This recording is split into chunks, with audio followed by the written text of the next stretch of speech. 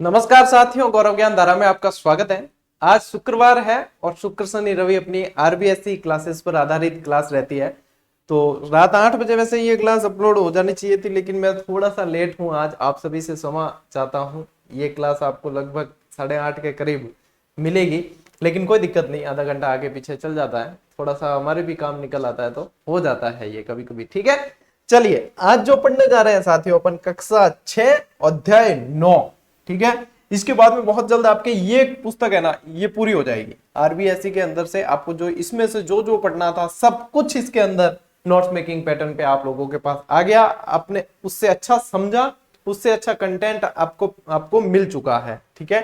फिर उसके बाद में अपन जो है कक्षा 7 की किताब पर आ जाएंगे। उसके बाद 8, 9, 10, 11 और 12 उसको भी करेंगे, ठीक है। ये मैं चाहता हूं ये कड़ी जो है नियमित रहे। आरबीएससी की पुस्तकें आप लोगों के लिए जो समस्या रहती है, और उस दरमियान जब एग्जाम होते हैं तब काफी सारी चीजें ये जानने को मिलती है कि आरबीएससी कोई नहीं पढ़ाता, किसी ने नहीं पढ़ाई। मैंने मानस उसी समय बना लिया था कि आरबीएससी पूरी की पूरी जो है अपने चैनल पर मैं पढ़ाऊंगा बच्चों को, तो बस उसी मानस बनाया है तो फिर उसको पूरा करना ही है, ठीक। चलिए आ जाते हैं साथियों क्लास के ऊपर। देखो, ये आज का जो टॉपिक है ये ऐसा टॉपिक है कि इसमें से क्या पढ़े और क्या छोड़े, ये बड़ी दुविधा रहती है विद्यार्थियों के सामने। मेरे सामने भी आई कि आधारभूत सेवाएं, अब यदि ऐसे देखे जाए तो कि इसमें से एग्जाम में क्या प्रश्न बनेंगे इसमें से, और पढ़ने जाते हैं तो बिल्कुल सामान्य सी भाषा है, बच्चों के लायक है, छठी की किताब है, बच्चों को जो समझ नहीं होती है आधारभूत सेवाओं से संबंधित वो भाषा है। तो उसमें से कठिनाई का सामना करना पड़ता है, लेकिन मैं वो मक्खन निकाल के आप लोगों के लिए लेकर आ गया हूं जो आपको पढ़ना है। बाकी जो छोड़ना था वो शामिल नहीं किया है, जो पढ़ना है वो किताब में से और किताब के एक्स्ट्रा जो इससे संबंधित जानकारी चाहिए थी उसको शामिल कर लिया है, ठीक है। चलिए साथियों शुरू करते हैं। हाँ, अब करते हैं शुरू, ठीक है। अब हाथ में हथियार होने जरूरी है। चलिए, आधारभूत सेवाएं। सबसे पहले आधारभूत सेवाएं कह दो चाहे मूलभूत सेवाएं कह दो, देखो इन शॉर्ट यदि समझा जाए तो रोटी कपड़ा मकान। भाई हिंदी पिक्चरें जिसने देखी है, बॉलीवुड जिसने देखा है, उनको ये चीजें पता होती है। लेकिन अब आधारभूत सेवाएं इससे रोटी कपड़ा मकान से बढ़कर आगे आ चुकी है थोड़ी सी। इनमें से फिर आधारभूत सेवाओं में कक्षा 6 की किताब के अनुसार देखो, शिक्षा हो गई, चिकित्सा हो गई, परिवहन, स्वास्थ्य आदि लिख सकते हो आप, ठीक है, आदि। अब ये आधारभूत सेवाओं में शामिल है। शिक्षा बहुत जरूरी है। यदि शिक्षा किसी के पास है, और आज बाबा साहब अम्बेडकर साहब की जयंती भी है, तो उन्होंने तो कहा भी है शिक्षा उस शेरनी का दूध है, जो पिएगा वो दहाड़ेगा।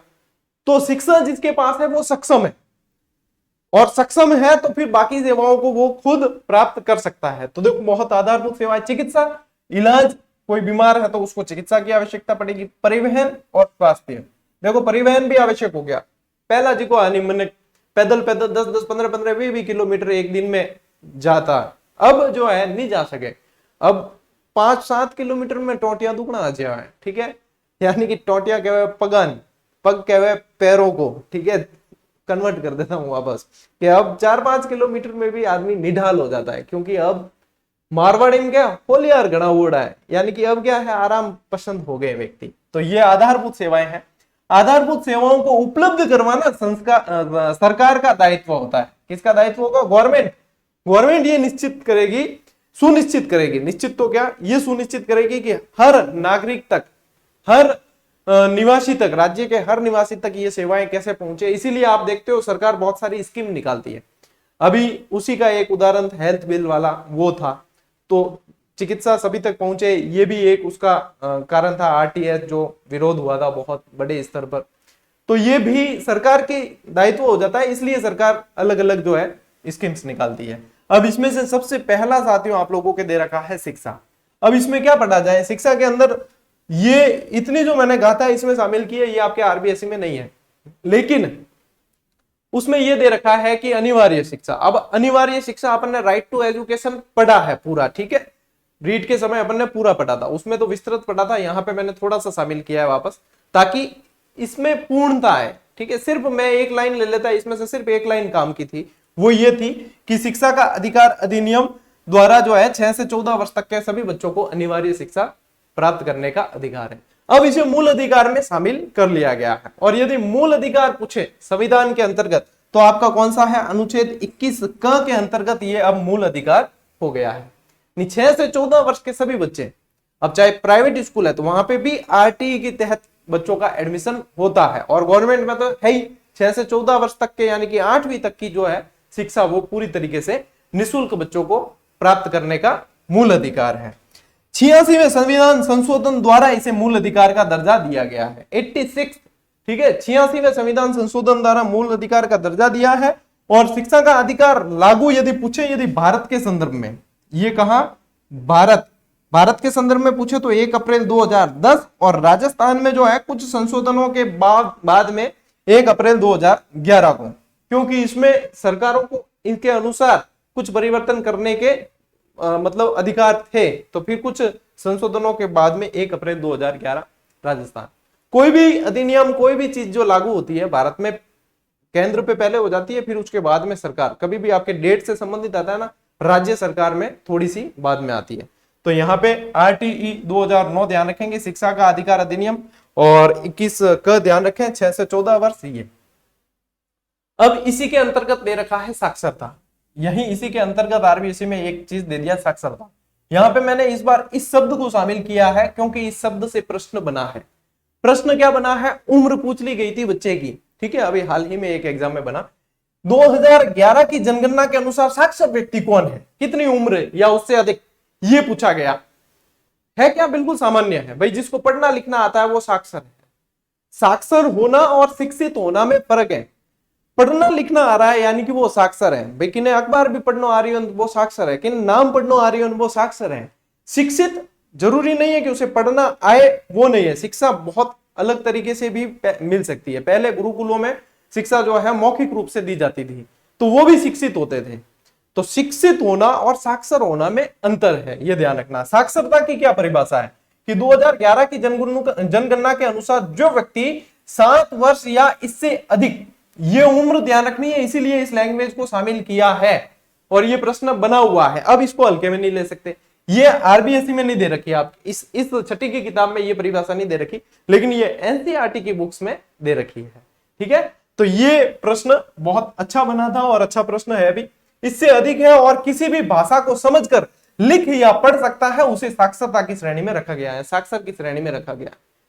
लिख सकता है या पढ़ सकता है, मतलब लिखेगा पढ़ेगा वो बात वही होगी, तब वो जो है साक्षर की श्रेणी में आ जाएगा। तो अब प्रश्न वापस बन जाए आपके कि साक्षर कौन है।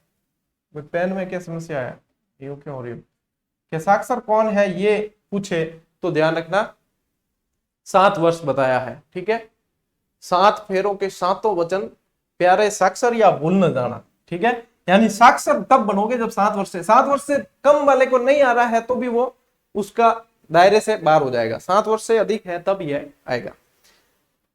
राजस्थान की कुल साक्षरता, ये तीनों आंकड़े आपके दे रखे हैं इसी 6 की किताब के अंदर, ठीक है। राजस्थान की कुल साक्षरता 66.11%, राजस्थान की पुरुष साक्षरता 79.19% और महिला साक्षरता 52.12%, ठीक है। साक्षरता में वैसे आंकड़े बहुत काम करते हैं, लेकिन अपन आरबीएसई को टारगेट करके चल रहे हैं। मैं वैसे एक्स्ट्रा जानकारी दे रहा हूं आपको, जैसे कि सर्वाधिक साक्षरता जो है कोटा में और न्यूनतम साक्षरता देखोगे तो जालोर के अंदर है। यही भारत के संदर्भ में जाओगे अगर तो सर्वाधिक साक्षरता भारत में कहां होगी, केरल में, और न्यूनतम कहां, बिहार, ठीक है। यही चीज वहां पे ये लागू हो जाती है, तो ये जानकारी जो है ये ध्यान रखनी है, ठीक है। अब बढ़ते हैं अपन आगे। राजस्थान में आधारभूत सेवाओं के अंदर ही आगे आ जाते हैं अपन स्वास्थ्य सेवाओं पे। स्वास्थ्य यानी चिकित्सा या स्वास्थ्य, स्वस्थ कोई बीमार है तो उसको इलाज प्राप्त करने का अधिकार है, ठीक है।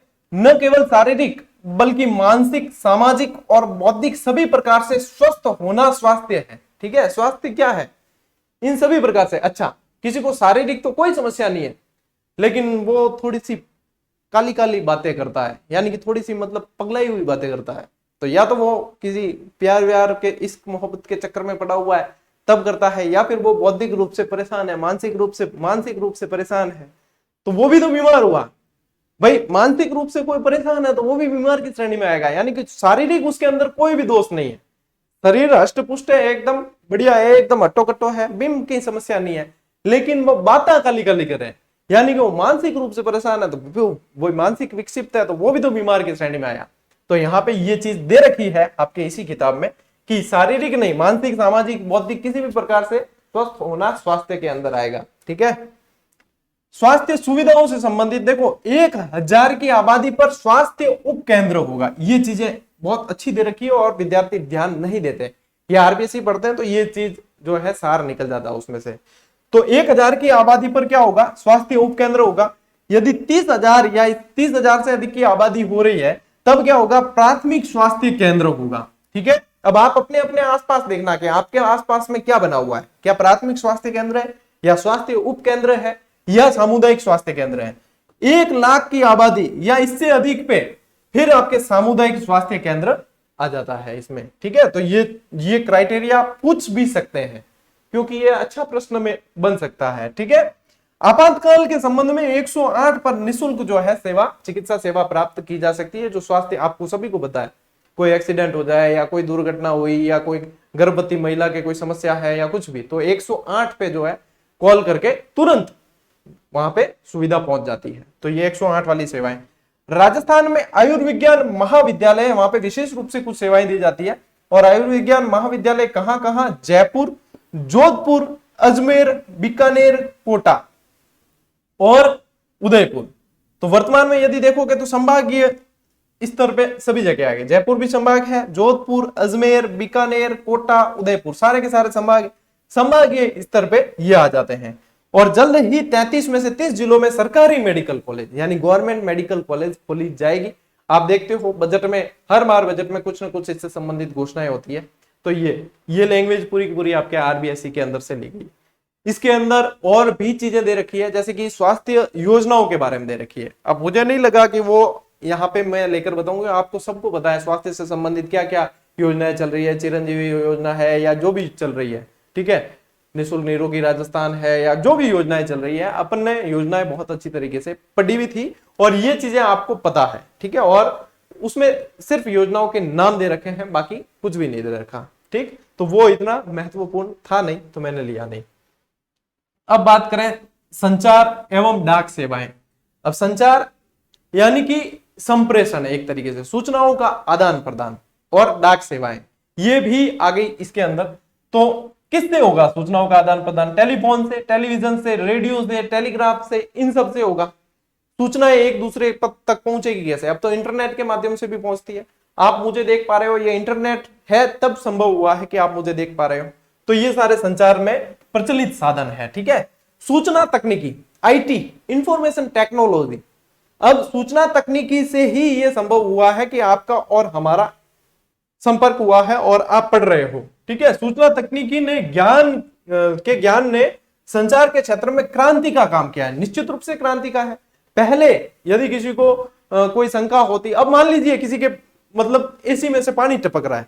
ठीक है, मैं नॉर्मल उदाहरण दे रहा हूं, किसी के एसी में से पानी टपक रहा है या कट कट कट कट के आवाज आ रही है। अब उसे कोई कहीं से समझाने वाला नहीं मिलेगा, वो फटाक से यूट्यूब पे जाकर या गूगल पे जाकर सर्च करे तो उसे 50% ज्ञान तो मिल जाएगा। ठीक है, किसी को पता नहीं चल रहा है कि भाई मोबाइल नया नया लाया, वो स्विच ऑफ कैसे होगा, वो भी यदि उस मॉडल नंबर को डाल के यूट्यूब पे या कहीं सर्च करेगा उसे मिल जाएगा। मतलब आधे से ऊपर सॉल्यूशन तो घर बैठे ही मिल जाते हैं। ठीक है, तो ये सब किससे हुआ? ये क्रांति का काम किया कि नहीं किया? घर बैठे सुविधा। अच्छा, छोटी मोटी बीमारियों के इलाज भी मिल जाते हैं। ठीक है, ज्यादा बड़ी के तो यूट्यूब देख के लेना मत, नहीं तो पता चला कि ठीक नहीं हुए, सीधे ठीक हो गए। ठीक, तो वहां पे ज्यादा इलाज के संबंध में थोड़े सी बी केयरफुल। बाकी दूसरी चीजें संभव हुई है, सूचना तकनीकी से संभव हुई है ना। हाँ ठीक है, चलिए आगे और उदाहरण देने बैठूंगा तो बहुत सारे, आपको मजा तो आएगा सुन के, लेकिन क्या है कि समय बड़ा कीमती है। राजस्थान में सूचना तकनीकी और संचार विभाग जो है, जयपुर के अंदर है, सूचना प्रौद्योगिकी विभाग है वो। डाक विभाग के माध्यम से सूचना प्रेषित करने के 3 परंपरागत साधन इसमें बताए हैं, सामान्य डाक, अंतरदेशीय पत्र और लिफाफे। अब सामान्य डाक के अंदर मतलब स्पीड पोस्ट वगैरह सारी आ गई, फिर मैं ये मत कहना कि सर स्पीड पोस्ट अलग है, ये है, ये सारे इसके अंदर सुविधाएं आ गई। अब इसमें मनी ऑर्डर वगैरह ये भी आ गए, तो सुकन्या समृद्धि योजना वगैरह इनके खाते भी इसके अंदर खोले जाते हैं। तो बहुत सारे जो है बेटियों के इसमें स्कीम्स वगैरह देते हैं। डाक विभाग आजकल बहुत एडवांस हो गया है और डाक विभाग मोबाइल एप्लीकेशन भी देता है, ठीक है ना, IPPB शायद इसे नाम से है, मैंने भी बीच में ली थी उसकी सेवाएं। डाक विभाग डेबिट कार्ड भी देता है आपको, ATM कार्ड के जैसा, जिससे आप कहीं भी आप पैसे किसी भी ATM से विड्रॉल कर सकते हैं। मतलब बहुत सारी सुविधाएं डाक विभाग ने दी है। और ये डाक विभाग जो है अपने अंग्रेजों की देन है। डलहौजी के समय बहुत सारे विकास हुए, जिसमें रेल विकास, डाक विभाग का वगैरह बहुत सारी चीजें उसके समय मतलब आई और फिर प्रचलन में चली। तो ये ध्यान रखें थोड़ा सा। इसके बाद में अपन आ जाते हैं बैंक सेवाएं। अब बैंक सेवाएं में ज्यादा कोई मैटर देखने लायक अपन को इसमें है नहीं, मिला नहीं। बैंक क्या करता है, मुद्रा व्यवसाय का काम करता है। आपके पैसे उसमें जमा कराओगे, आपके पैसे और किसी को देगा, किसी और के आपको जरूरत पड़ी देगा, आप बैंक लॉकर ले सकते हो, आप FD करवा सकते हो, आपको उस पर ब्याज मिलेगा वगैरह वगैरह, आप सब जानते हो, ठीक है। सभी bank reserve bank of India के अधीन होते हैं, रिजर्व बैंक के अधीन ही होते हैं, सबसे मेन क्या जो रिजर्व बैंक, ठीक। इसके अंदर इतना ही दे रखा है। फिर आ जाते हैं अपन परिवहन सेवाओं पे। अब परिवहन सेवाएं यानी कि कहीं आना जाना है, अच्छा कोई माल भेजना है कहीं, वो भी परिवहन के अंदर आ जाएगा। कैसे, क्योंकि आप ट्रांसपोर्ट के अंदर सामान भी तो जाता है, परिवहन सड़क परिवहन में जाता है। अच्छा, रेल परिवहन में भी मालगाड़ियां अलग होती है, सवारी गाड़ियां अलग होती है। एयर ट्रांसपोर्ट भी होता है, हालांकि वो ऐसी चीजों के लिए होता है जो जल्दी खराब हो जाए उनके लिए, या बहुत ज्यादा महंगी है उन सब के लिए होता है। तो ये सारे मतलब सवारियों के लिए भी है, माल के लिए भी, गुड्स के लिए भी है और सवारियों के लिए भी है। इसमें मुख्यतः 3 परिवहन सेवाएं आती है, अपने RBSM 3 दे रखिए। इन तीनों के अलावा पाइपलाइन भी परिवहन सेवा के अंतर्गत आ जाती है। तेल जो है सीधा ही, गैस तेल वगैरह सीधा पाइपलाइन के जरिए पहुंच जाता है। सबसे पहले अपन ले रहे हैं सड़क परिवहन। अब सड़क परिवहन यानी कि रोड पर चलने, यानी कि NH है, सड़कें हैं, ये सारी चीजें। राजस्थान राज्य पथ परिवहन निगम लिमिटेड है, यहाँ पे आना क्या चाहिए, पथ परिवहन निगम लिमिटेड। आपके लैंग्वेज RBSC में ऐसी कैसे दे रखी है, राजस्थान राज्य परिवहन निगम की स्थापना 1 अक्टूबर 1964 में, और मुख्यालय पूछे तो जयपुर, ठीक है, जयपुर के अंतर्गत। अब राजस्थान राज्य सड़क अधिनियम आया था 1950 में, उसके अंतर्गत ये जो है चीजें अस्तित्व में आई, विकास के काम किए गए, और उसके तहत ही 1964 में इसकी स्थापना की है। सड़क नीति यदि पूछे तो 1994 के अंदर।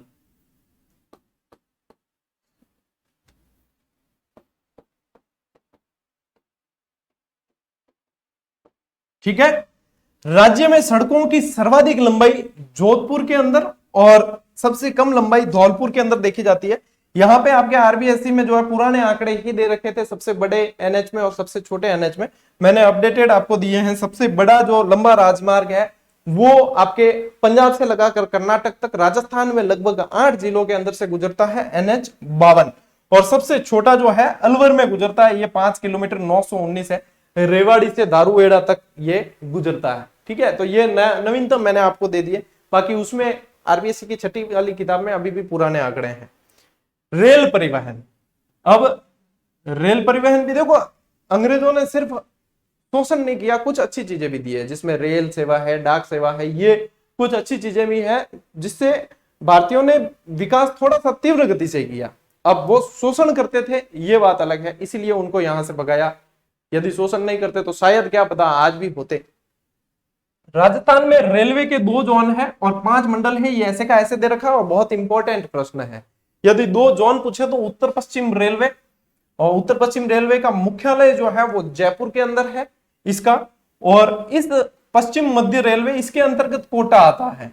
ठीक है, राजस्थान का कोटा क्षेत्र आता है, और इसका जो मुख्यालय है वो जयपुर में है।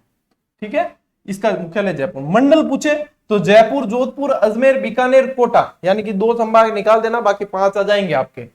भारत का सबसे बड़ा रेलवे मॉडल कक्ष उदयपुर में है, ये ध्यान रखना, उदयपुर। अब उदयपुर के पश्चिमी रेलवे क्षेत्रीय प्रशिक्षण केंद्र में है। इतना याद नहीं भी रहे तो ये याद रखना बहुत जरूरी है। जो चीज जरूरी है ना वो बता रहा हूं, क्योंकि धीरे धीरे बहुत सारा मैटर होगा और बहुत सारी चीजें पढ़नी होगी, फिर अपन को सिलेक्टेड याद रखना होता है। तो पढ़ना सारा है, याद क्या रखना है वो भी चीज मैं आपको साथ साथ बताता हूं। तो हर क्लास के अंदर, हर टॉपिक में, हर लाइन में मैं लगभग आपको बताता ही हूं कि ये पूछा जा सकता है और ये नहीं पूछा जा सकता। आपको याद क्या रखना है, आपको छोड़ना क्या है। बात करें साथियों वायु परिवहन की, एयर ट्रांसपोर्टेशन, ठीक है। राज्य में जयपुर, जोधपुर, उदयपुर, कोटा और अजमेर वायु सेवा से जुड़े हुए हैं। वायु सेवा से तो जुड़े हुए हैं, लेकिन जरूरी नहीं है कि ये अंतरराष्ट्रीय वायु सेवा से जुड़े हुए हैं। अंतरराष्ट्रीय से सिर्फ जयपुर सांगानेर वाला है। एकमात्र अंतरराष्ट्रीय हवाई अड्डा अपना कौन सा है? सांगानेर जयपुर वाला है। अच्छा, इसके अलावा यदि देखें अपन तो बाड़मेर, जैसलमेर, बीकानेर, सूरतगढ़ और रातानाडा जोधपुर वाला, ये सारे जो है भारतीय वायुसेना के अधीन है, यानी कि ये एयरफोर्स वालों के अधीन है ये हवाई अड्डे। यहां से मतलब सिर्फ सैन्य गतिविधियां वो की जाती है, ठीक है, सैन्य सेवाओं से संबंधित है। यहाँ पे भी है एयरपोर्ट वगैरह, इनकी सुविधाएं हैं, लेकिन ये सैन्य सेवाओं से संबंधित रहते हैं, जैसे कि नाल बीकानेर के अंदर है वगैरह। ये तो ये ध्यान रखेंगे आप, अंतरराष्ट्रीय हवाई अड्डा कहाँ है? सांगानेर के अंदर है, और ये राजस्थान का एकमात्र अंतरराष्ट्रीय हवाई अड्डा है, ठीक है। चलिए आगे बढ़ते हैं। अब आगे पीछे के इसी चैप्टर के पीछे के प्रश्नों पर, यानी कि इसके अंदर 3 साढ़े 3 पेज का मैटर है इस किताब के अंदर। यदि 3 साढ़े 3 पेज देखो तो उसमें से जो है सार निकाल कर मैंने आपको करवा दिया। इसके अलावा सारा का सारा प्रतियोगी परीक्षा की दृष्टि से अनावश्यक है। डायरेक्ट अनावश्यक नहीं कह सकते, क्योंकि स्कूली बच्चों के लिए बहुत बढ़िया लैंग्वेज में है, लेकिन प्रतियोगी परीक्षा को देखते हुए वो अनावश्यक मैटर है। आवश्यक जो था वो मैंने आपको दे दिया। चलिए प्रश्न है, 2011 की जनगणना के आधार पर राजस्थान की कुल साक्षरता प्रतिशत क्या है? 66.1 है। ये पुरुष वाली है, ठीक है, और ये महिला वाली है, ठीक। चलिए अगला प्रश्न, 108 निःशुल्क आपातकालीन सेवाएं संबंधित है, किससे है? सीधी सी बात है, मतलब क्या मीच ने भी उत्तर करा तो सही हुई, स्वास्थ्य सेवा से संबंधित है, ठीक है। चलिए बस आज की क्लास इतनी थी। ये टॉपिक ऐसा था कि मतलब पढ़ते तो लगता है कि यार इसमें से पढ़ने लायक तो कुछ है ही नहीं, ऐसा लगता है एक बार देखते ही आधार पूछे हुआ कि इसमें से प्रश्न नहीं आते।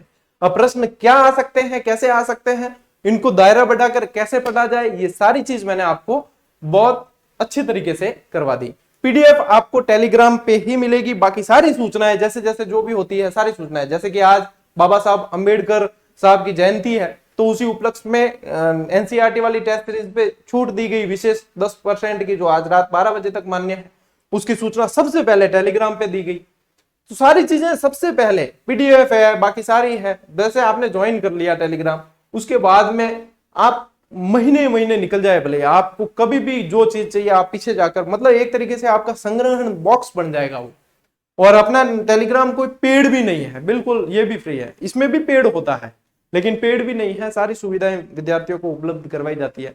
सूचना जो भी होती है सबसे पहले आपके काम की, क्लासेस के सारे लिंक, सारे पीडीएफ, आप पुराने भी आप पोस्ट उठा के देखोगे तो आपको काफी सारी एजुकेशनल सामग्री बिना किसी शुल्क को खर्च किए मिल जाती है। और मुख्य बात की आपकी पीडीएफ वगैरह आप उसके अंदर सेव ही रहती है। आपके मोबाइल में एक्स्ट्रा स्पेस नहीं है तो भी आप उसका लाभ ले सकते हो, जब चाहिए तब आप उसको देख सकते हो। तो ये एक तरह की सुविधा है। कई विद्यार्थी कहते हैं कि सर हम जो है टेलीग्राम चलाते ही नहीं, तो टेलीग्राम चलाने के लिए कोई लाइसेंस लगता नहीं है, सिर्फ आपको प्ले स्टोर पे ऐप को डाउनलोड करना है और ये गौरव ज्ञान धारा सर्च करना है। इस पे 1,53,000 से अधिक विद्यार्थी जुड़े हुए हैं ऑलरेडी, और ज्वाइन करना है और सेवाओं का लाभ लेना है। बाकी कोई आपको इसके अंदर मतलब आपके वहां से मतलब इनकमिंग ही आपके लिए है, आपके लिए आउटगोइंग वाला कोई सिस्टम नहीं है, यानी इसका कोई चार्ज नहीं, सिर्फ आपको सुविधा है। तो मतलब जुड़ जाना चाहिए। कारण यह है कि आपको सबसे पहले सूचना मिल जाती है। जो काम की है तो कोई दिक्कत नहीं, आपके लिए कोई काम की सूचना नहीं है तो कोई बात नहीं, इग्नोर करें, ये चीजें हैं, ठीक है। चलिए मिलते हैं साथियों अगली क्लास में, अगले वीडियो में। तब तक के लिए राम राम, जय हिंद।